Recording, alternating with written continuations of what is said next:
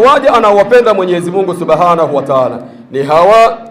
Kwanza, yamshuna ala al-ardhi hauna, akitembea mtu juu ya mgongo wa ardhi anatembea kwa unyenyekevu. Hawezi akatembea kwa unyenyekevu ila yule ambaye aliyokaa akafikiria akaona hii ardhi imetandikwa. Je, imetandikwa ardhi hii mimi nijigambe katika mgongo wa ardhi?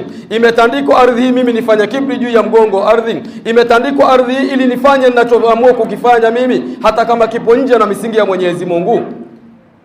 Akifikiria haya, yamshuna ala al-ardhi hauna, anatembea juu ya mgongo wa ardhi akiwa na unyenyekevu. Anajua ipo siku, muda wowote na wakati wowote, ardhi hii nikifanya kibri juu ya mgongo wake, hii ardhi ndio itakayokuja kunibana mimi.